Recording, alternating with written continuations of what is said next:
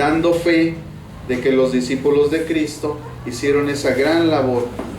Ahora nosotros tenemos la Biblia, y la Biblia ha sido traducida en muchos idiomas, y en muchos países pueden tener la Biblia con su léxico, con su forma de palabras.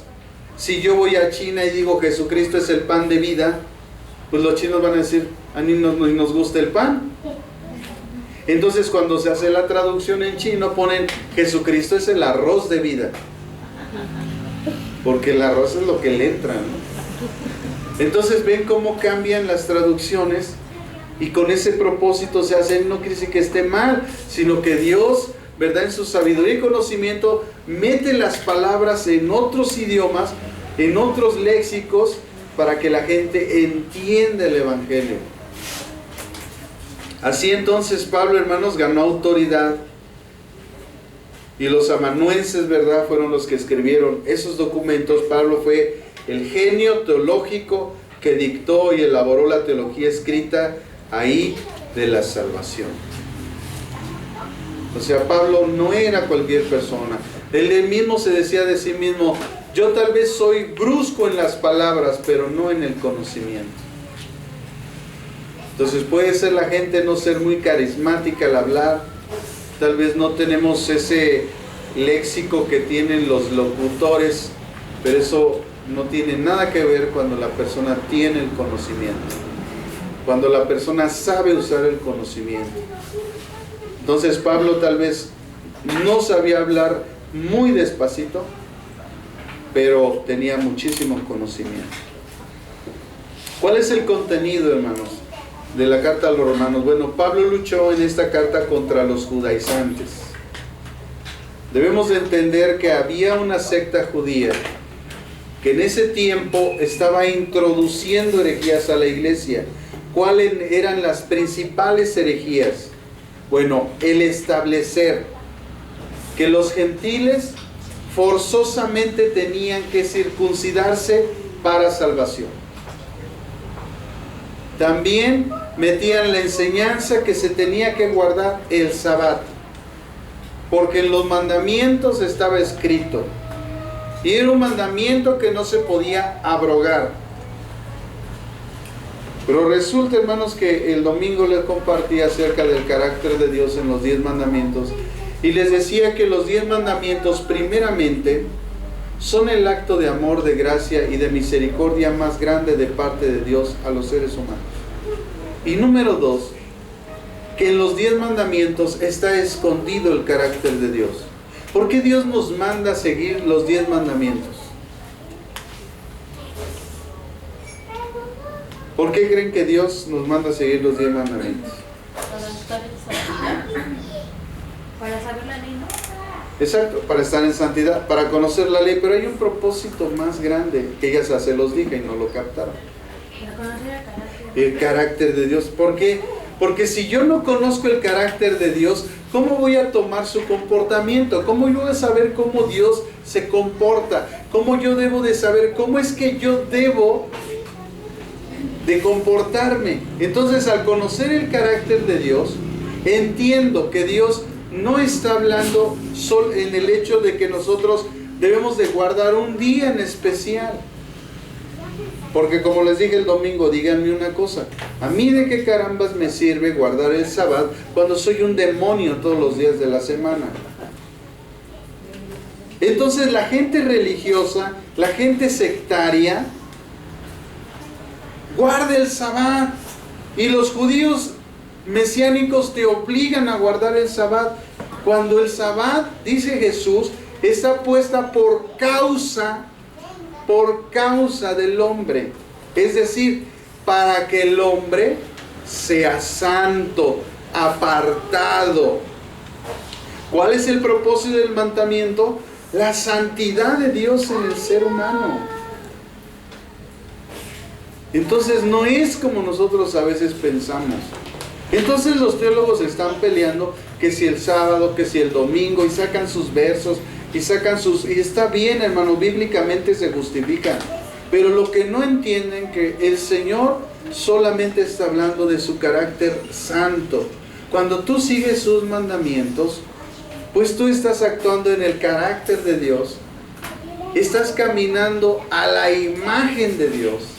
Te estás comportando como Dios en su carácter se comporta. Por eso Jesucristo cuando dice, el que a mí me ama, mi palabra guardará. ¿Por qué? Porque al guardar la palabra, nosotros estamos tomando el carácter de Dios, ese mismo carácter que Jesucristo tuvo al seguir los mandamientos. Lo que Cristo estaba haciendo al seguir la ley no era cumplir con algo meramente legal, sino Jesucristo estaba mostrando el carácter de Dios en su vida a través del cumplimiento de los mandamientos. Entonces Dios nos manda a cumplir los mandamientos no para que nosotros obtengamos la salvación, sino para que tengamos el carácter de Dios. Si yo sigo los mandamientos para salvación, ¿qué creen? Me voy a ir al infierno. Porque se ha establecido que nadie puede guardar los mandamientos al 100%.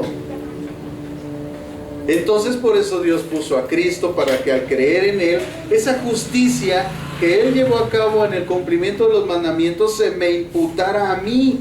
Es decir, Dios me ve justo aunque yo no esté cumpliendo los mandamientos, pero en la manera en que yo sigo a Cristo, pues automáticamente me meto a obedecer los mandamientos de Dios, porque Jesucristo no vino a abrogar la ley, la vino a cumplir. Y cuando tú sigues a Cristo, automáticamente lo sigues y sigues los mandamientos, pero ya no para salvación, sino porque eres salvo, porque has creído en Jesucristo. ¿Ya ven? Perdón, no reflexionó. Entonces, ¿se dan cuenta, hermano? ¿Cuál es el pleito teológico que a veces encontramos en algunas enseñanzas o en algunas iglesias que no tienen ni razón de ser? Entonces, estaban metiendo esas herejías. Te tienes que circuncidar, tienes que guardar el sábado. Entonces, hay un concilio. El primer concilio de Jerusalén, que está escrito en la primera carta a los Corintios en el capítulo 15. Es el primer concilio. Se juntan todos los apóstoles. Y entonces ellos determinan qué es lo que realmente los gentiles tenían que cumplir al venir a Cristo. Y ellos establecen solamente esto: que se abstengan de fornicación, que se abstengan de la idolatría, que se abstengan de comer carne de ahogado, o sea, de un animal ahorcado, y de que beban sangre o coman sangre en el sentido idolátrico o de pacto que se hacía en las antiguas religiones, porque mataban animales, los sacrificaban y se bebían la sangre con el hecho de unirse a su Dios, con el hecho de adorar a su Dios, y en ese sentido. Entonces por eso es bueno conocer la cultura, para cuando nos digan es que tú comes moronga, no debes de comer, porque en el libro de Deuteronomio sí, pero espérame tantito. ¿Por qué? ¿En qué sentido se comía la sangre? ¿En qué sentido lo hacían? Yo no lo estoy haciendo porque me estoy sacrificando a un ídolo, ni a un demonio, ni a nada. Yo lo estoy comiendo porque tengo hambre. Y no tengo para más. Hoy me alcanzó para moronga y ya. Pero no estoy yo en el sentido de que ahorita me voy a comer la moronga y me voy a meter un éxtasis. O sea, no estoy en ese sentido. Por eso la Biblia es clara cuando dice que Dios conoce la intención del corazón. Y mucha gente va a ser juzgada, dice la carta a los Romanos, en la verdadera intención de su corazón. Ok, tú diste al Teletón, tú diste tu kilo de ayuda, tú ayudaste a la gente, pero ¿cuál fue la intención de tu corazón? O sea, tú fuiste muy bueno en la vida, pero ¿cuál es la intención de tu corazón? Pues salvarme. Ah, bueno, te has condenado, porque no es por obras, es por la fe en mi Hijo Jesucristo. Pero yo fui siempre bueno, sí, pero no es por obras. Ha sido condenado. Entonces hay mucha gente que por ejemplo, ¿verdad? Tiene buenas intenciones con su esposa, el varoncito, y está ahí con su esposa, y se muestra buena y le lleva flores, le lleva chocolate, le dice mi amor, mi vida. Pero ¿cuál es la verdadera intención del corazón? Tal vez tiene un amante y lo único que quiere es tapar con un dedo el sol y hacer que su esposa se crea que realmente es amada cuando realmente tiene un amante. ¿Y qué pasa con una persona que está en el trabajo y está esforzándose y llega tarde, llega cansado y le dice, mi amor, aquí está el sustento, oye, ¿a dónde vas? Voy allá afuera, cúbrete, ponte un suéter. Y entonces la mujer sale y dice, pues es que no me ama porque no me trae flores, no me trae chocolates. Pero ¿cuál es la intención del corazón de este hombre? Que ama a su mujer, la está sustentando y la está cuidando. Y dice Efesios capítulo 5, 28 y 29, que esa es la demostración del amor de un varón, que la cuida y la sustenta. Porque el amor no está basado en sentimientos. Pero es fiel. Trabaja y la cuida, y el otro le lleva flores, le lleva chocolate, le dice mi amor, mi vida, mi reina, y tiene un amante. Entonces dice Pablo, esa gente va a ser juzgada de acuerdo a la verdadera intención de su corazón. Si realmente le lleva flores a la esposa porque la ama, o porque está cubriendo su pecado, su remordimiento. ¿Se dan cuenta, hermanos? Entonces en ese concilio se empiezan a cancelar todas esas cosas, y entonces solamente se les determina a los gentiles que deben de hacer esas 4 cosas. Es el primer concilio donde se determinaron cosas para el seguimiento de la iglesia. Por eso a veces decimos que la gente se autonombra. Yo soy apóstol. ¿Y quién te nombró? ¿En qué concilio se reunieron todas las denominaciones del mundo? ¿Se reunieron la mayoría de los pastores dirigentes de las denominaciones para determinarte como un apóstol? No. Entonces, ¿quién te nombró? Mi denominación. Ah, bueno, pues allá es tu relajo. ¿Se dan cuenta, hermano? Cuando se nombró a Matías, se reunieron los apóstoles y nombraron a Matías. Entonces, ¿por qué la gente se está autonombrando? Yo no puedo reconocer a una persona así cuando a mí ni me invitaron, nadie pidió mi voto. O sea, estamos peor que los católicos, porque según los católicos se juntan todos los obispos de su religión y nombran a una persona. Por eso es que ya no más falta que en la iglesia cristiana haya un papa. Alguien por ahí se va a autonombrar y al rato vamos a estar en esas situaciones. Porque ¿a quién le tomaron cuenta? Entonces gente que se está autonombrando. Y entonces lo mismo pasaba en la antigüedad, hermanos. Había gente que estaba metiendo herejías porque ahora resulta que el sacrificio de Cristo no era suficiente. Debió de haber acompañado de una circuncisión. Entonces, ¿para qué caramba murió Cristo? Como siempre le digo a la gente sectaria, oye, ¿cómo nosotros, tú me dices que yo tengo que salvarme por cierta cuestión que tú estás haciendo? Entonces quiere decir que lo que Cristo hizo no es suficiente. Esa es una herejía. Entonces la iglesia tradicional dice que tenemos que hacer ciertas cosas: bautismo, comunión, presentación, confirmación. Entonces, ¿para qué murió Cristo si todavía va a tener que hacer esto? Entonces encontramos, hermanos, que en esta tierra solamente hay 2 religiones: la religión de las obras y la religión de la gracia. Dentro de la religión de la gracia solamente está la iglesia de Cristo. Y dentro de la religión de las obras están toda la bola de sectas que tú puedes encontrar allá afuera. ¿Sí, hermano? Levantó la mano. Cobra. De hecho también al decir no fornicarás, ya se daba desde aquel entonces las herejías, ¿no? Por eso la palabra fornicarás no habla de sexo específicamente, está hablando de la adoración a otras a otras religiones, a dioses que no sean él. Por eso a eso se refiere la palabra fornicarás. Desde ahí se los está dejando como mandamiento incluso. Sí, porque la palabra fornicación viene de la palabra griega porneia. Porneia, de donde viene la pornografía, donde viene también toda práctica, porque recuerden que la fornicación está en dos áreas, en el área espiritual, que es la que menciona mi hermano, y en el área física. Dentro de la fornicación se encuentra el adulterio, el lesbianismo, el homosexualismo, la masturbación, entra también dentro de la fornicación el tener sexo antes del matrimonio, el tener sexo no estando casados, eso es fornicación. Y está la fornicación que dice mi hermano, que es la que nos vino a revelar Cristo, y nos dice que cuando nosotros nos apartamos de Dios, estamos fornicando. Esa es la fornicación espiritual a la que habla mi hermano. Entonces, nosotros tenemos que tener todo ese panorama para entender.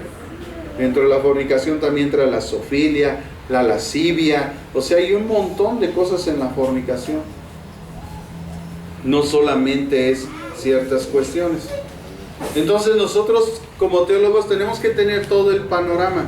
Entonces cuando una religión a mí me dice, aparte de lo que hizo Cristo, hay que hacer otra cosa, entonces yo digo, entonces ¿para qué murió Cristo? Si lo que hizo Cristo no fue suficiente, tú estás diciendo una herejía.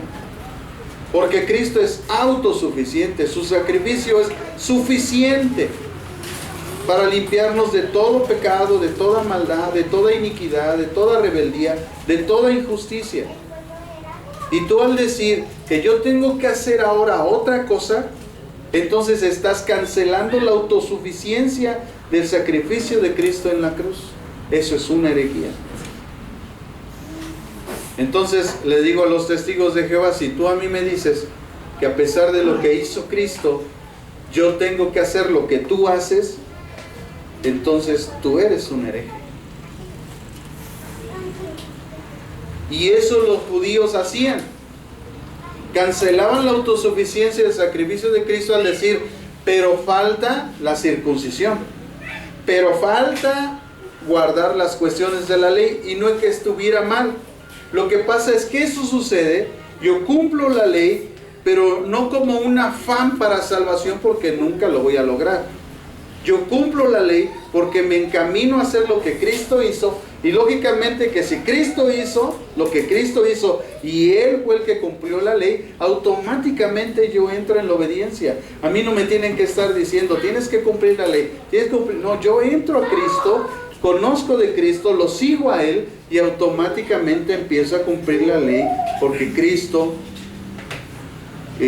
su carácter, el carácter de Cristo me lleva automáticamente a la obediencia a la fe, a la obediencia a los mandamientos. Pero no como una imposición, no como algo que tengo que hacer para salvarme. Si yo lo hago en ese afán, me voy a condenar. Por eso Pablo le escribe a los Gálatas y les dicen, oigan, Gálatas insensatos, ¿quién os fascinó? Que la palabra griega significa realmente ¿quién los hechizó? ¿Quién te hechizó? O sea, ¿qué influencia demoníaca espiritual vino a su mente para que, habiendo andado en el espíritu, la terminen en la carne? Y resulta que se tengan que estar circuncidando. Cuando la circuncisión que Dios pide no es la del prepucio del varón, es la del corazón de todos los seres humanos. Que nuestro corazón sea circuncidado, que nos sea puesto un nuevo corazón. A eso se le llama el nuevo nacimiento. Que nosotros dejemos de pensar como pensábamos antes, que dejemos de actuar como actuábamos antes. Entonces eso es lo que realmente tenía que pasar. Y los judaizantes eran los judíos mesiánicos como hoy. Ellos fueron a las iglesias para dañar la teología de Pablo que les impartió a los gentiles,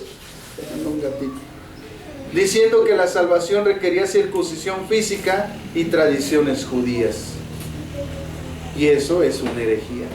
Entonces vemos en la televisión, vemos a veces en el YouTube, gente que es judío mesiánica y que tiene buenos conceptos de acuerdo a su tradición, de acuerdo a su cultura y a la percepción del evangelio. Pero en el momento que ellos a mí me quieren impartir doctrina, ahí es cuando yo rechazo sus pensamientos, porque ellos a fuerzas quieren que la gente se circuncide, quieren que la gente guarde el Sabbat, cuando lo que importante del Sabbat es la santidad.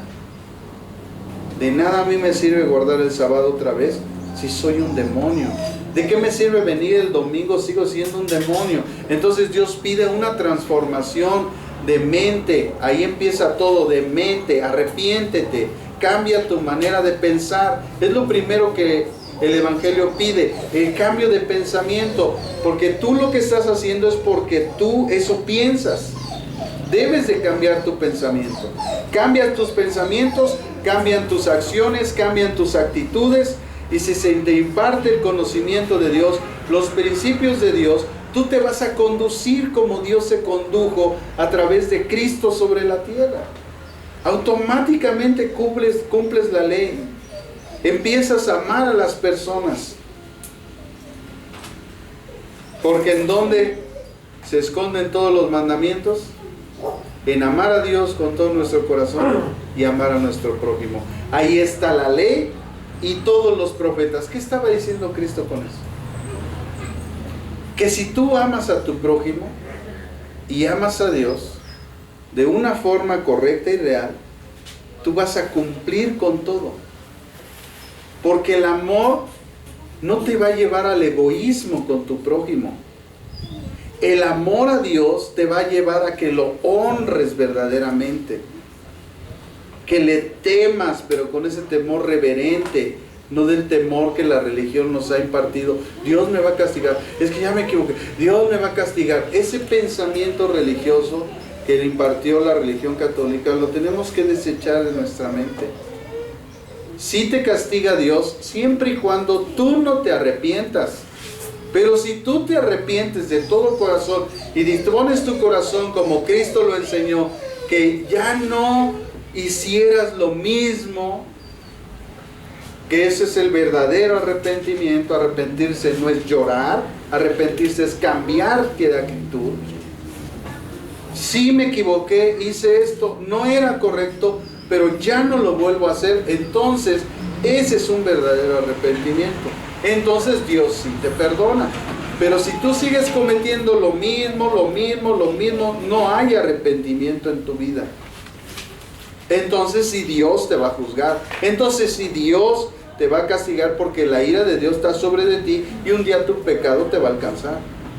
Pero no es porque Dios te esté ahí persiguiendo, sino porque tú has quebrantado la ley, porque el pecado es el quebrantamiento de la ley. También la carta a los Romanos lo enseña. Entonces, hermanos, diciendo que la salvación requería circuncisión física, además de las tradiciones judías. Y la pregunta siempre es, entonces, ¿para qué murió Cristo? Cristo nos hubiera dicho, ¿sabes qué? Pórtense bien y allá nos vemos, pero no dijo eso. Él dijo, todo ha sido consumado, todo ha sido pagado, todo, y por adelantado. Entonces, un cristiano que no conoce esos principios, que todo ha sido pagado en su vida, como siempre les digo cuando se equivocan a la gente, les digo, ¿y tú crees que Dios no sabía que te ibas a equivocar? No, pues sí, pero Él ya pagó por adelantado. Lo único que tienes que hacer es aceptar ese pago. ¿Y cómo acepta ese pago? Es a través del arrepentimiento. Si confesamos nuestros pecados, Él es fiel y justo para perdonarnos de todo pecado y de toda maldad. Hijitos míos, esto os escribo para que no pequéis. Mas si alguno hubiere pecado, abogado tenemos para con el Padre, a Jesucristo el justo, quien es la propiciación de nuestros pecados y de todo el mundo. Y al decir la palabra de todo el mundo no se refiere a toda la gente, sino a que Dios está dispuesto a perdonarlos si ellos se arrepienten. Pero si no se arrepienten, pues no hay perdón. Entonces Pablo le enojaba mucho esa actitud y doctrina judaizante que les escribió en Gálatas 5:12, ojalá se mutilaran.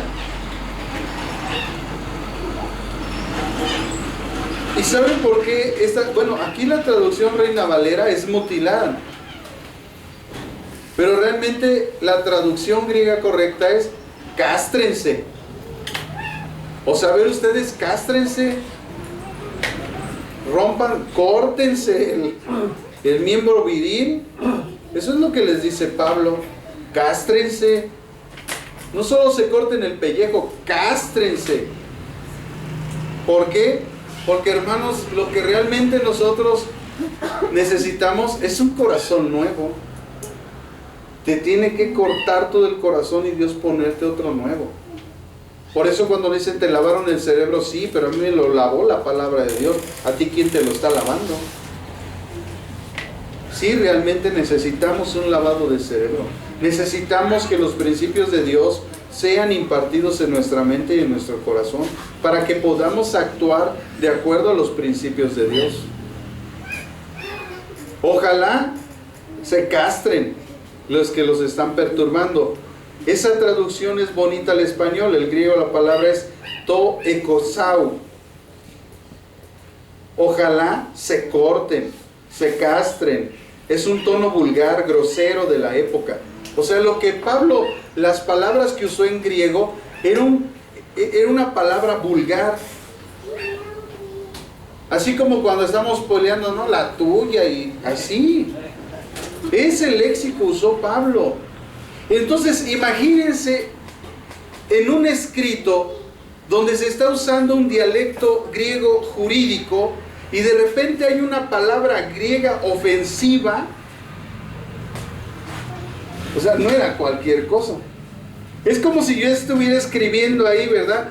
Toda vez que el cuate hizo esto, aquello. Estoy usando un escrito y de repente, pero este hijo de quién sabe qué.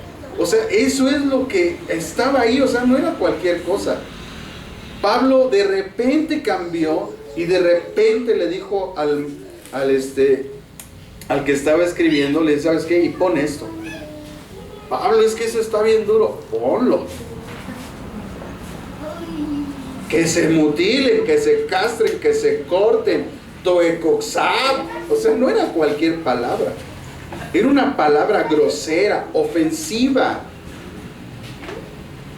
Oye, pues estás hablando del evangelio. ¿Cómo me predicas y me avientas una grosería, Pablo? Oye, tú le estás compartiendo a alguien y de repente, pero ese hijo, desobediente. Y el otro se queda y dice, oye, tranquilo. No. O sea, sí les habló. Esas son las palabras que Pablo refirió a esa gente, a los judaizantes, que estaban tratando de meter enseñanzas erróneas en el evangelio. Entonces, es un tono vulgar, grosero de la época, el que usa Pablo aquí con respecto a los judaizantes. O sea, en vez de incitar a los creyentes a circuncidarse, ustedes, judaizantes, córtensela. Eso les estaba diciendo. ¿Sabes qué? No me estés incitando a los gentiles a que se corten el pellejo. Córtatela tú. ¿Se dan cuenta, hermanos? Por eso Pablo dice, yo soy duro en palabra, pero no soy en el conocimiento. Pablo usaba entonces un lenguaje descriptivo fuerte, porque estaba luchando contra los judaizantes, porque querían judaizar la fe, porque la fe en Cristo es libre. Es libre, y la gente quería someternos a esclavitud a través del religiosismo, del tradicionalismo y del sectarismo. Por eso, esas influencias en la iglesia hay que sacarlas. Hay que sacarlas de nuestro corazón. Nosotros no somos sectarios, nosotros no somos tradicionalistas, no somos religiosos. ¿Cuál es la característica de los religiosos? ¿Quién me dice? ¿Qué dijo Jesús acerca de los religiosos fariseos? ¿Qué dijo? ¿Pero por qué? Si eran hipócritas, ¿pero por qué? Porque no concordaban lo que decían. Exacto, porque decían, pero no hacían. O sea, si tú quieres ver una persona religiosa, es aquella que dice, pero no hace. Jesucristo lo enseñó. Jesucristo dijo, sí, todo lo que les digan ellos y les enseñan, tómenlo y háganlo, pero no hagan como ellos hacen, porque ellos dicen y no hacen. Esa es una persona religiosa. Una de las características de la persona religiosa es la gente que dice y no hace, ¿verdad? Pórtate bien y él se porta mal. No diga groserías y él las anda diciendo. No fumes y él se esconde a fumar. Ese es un religioso. Guarde el sabbat y es un demonio. Lunes, martes, miércoles, jueves y domingo. Viernes y domingo es un